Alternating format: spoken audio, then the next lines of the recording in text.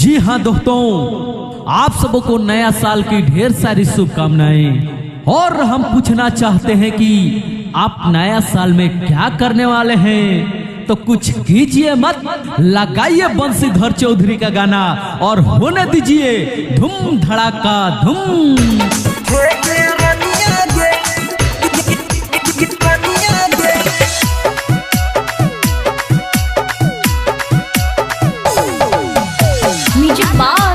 DJ विकास सीतामढ़ी।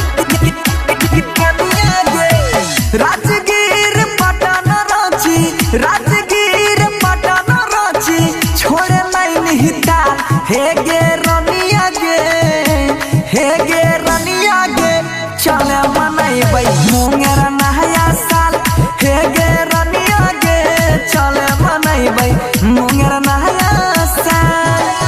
राजगीर पटन रांची, राजगीर पटन रांची, छोड़े line हिता हे गे रनिया गे, हे गे रनिया गे, चले मनाइबै मुंगेर नया साल, हे गे रनिया गे, चले मनाइबै मुंगेर नया साल।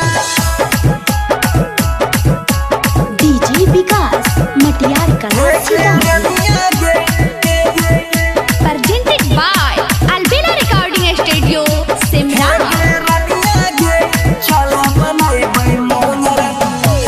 बड़ी मजा अइतौ जब जइमे हमारा झुंड में, डुबकी लगाई के खूबे नहैबै ऋषि कुंड में, बुझली गए चल। बड़ी मजा अइतौ जब जइमे हमारा झुंड में, डुबकी लगाई के खूबे नहैबै ऋषि कुंड में। एकरा सोझा कुछो नहीं, एकरा सोझा कुछो नहीं, लहना दन नेपाल हे गे रनिया गे, हे गे रनिया गे, चले मनाइबै मुंगेर नया साल, हे गे रनिया गे, चले मनाइबै मुंगेर नया साल। डीजे विकास मटियार कला सीतामढ़ी।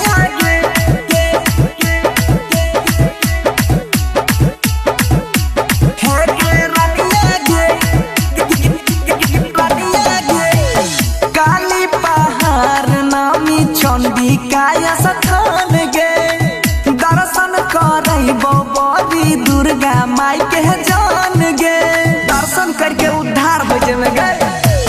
काली पहाड़ नामी चंडिका स्थान गे, दर्शन करैबो बड़ी दुर्गा माई के जान गे।